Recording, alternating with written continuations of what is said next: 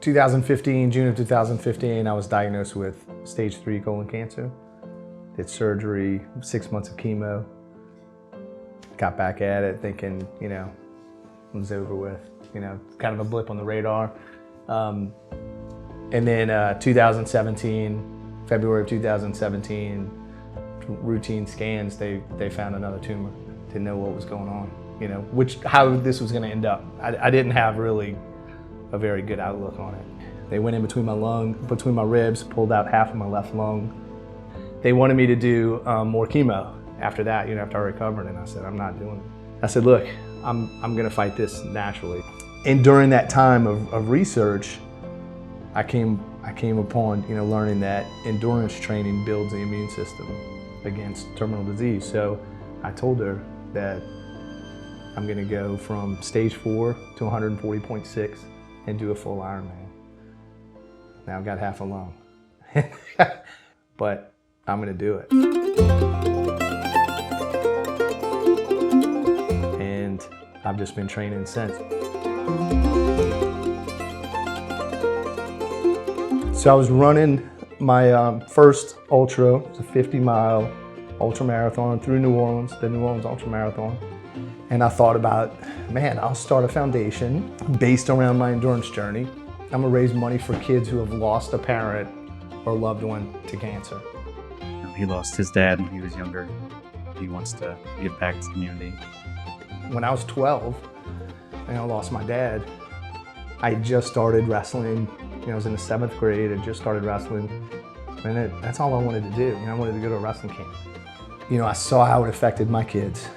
I'm sure that there were things that they kind of knew. I can't ask that. There's got to be millions of stories that kids are thinking about that they want. So after the race, a few days after the race, I threw it out there to them in a group text.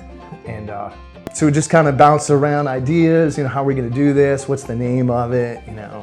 He asked all of us, and we were all spitballing, and my wife, that was one of her selections, was Running for Dreams.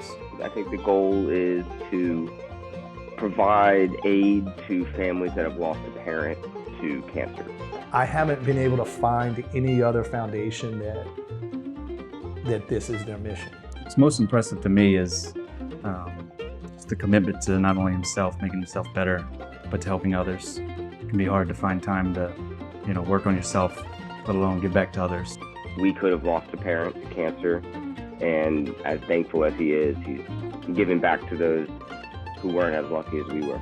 I just think it's so amazing that he comes from having stage 3 and 4 cancer with a less than 40% chance of living, and now he's doing all these things, over 5 years cancer-free, and he's gonna run an Ironman.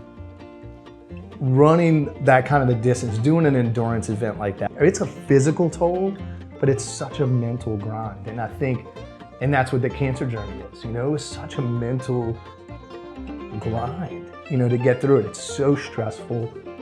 It gets harder and harder as you go through it. You're going through treatment, and those treatments are taking a toll on you. And it's the same thing, the mileage is just a toll. I don't know, it just takes hard work. That's what's been pretty special about it, just seeing his commitment. He's just become a part of who he is. And anybody can do that. You just gotta commit.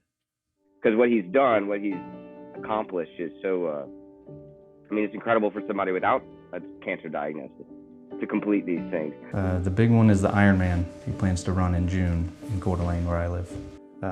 It's a 2.5-mile swim, I think 112-mile bike, and then a marathon at the end. So, I don't know. Can't comprehend it.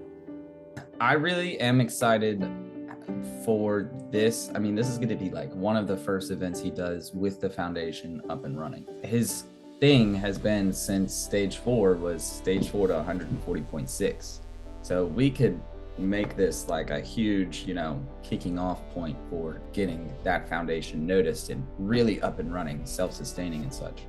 I'm a big believer that it's hardest on the support system than it is the patient, because we kind of know what we need, whereas they need stuff, but we don't really, all the attention's on me and not on them.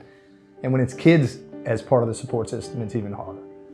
A lot of the need focuses around bigger things. And then you got the kid who, man, he just wanted to go to a wrestling camp or a football camp or cheerleading camp, or just wanted some presents under the Christmas tree, or, you know, whatever. Maybe they were planning that, and then mom died or dad died or got really sick, and, you know, oh, you can't do that now. Well, maybe you can. So that's what it's about.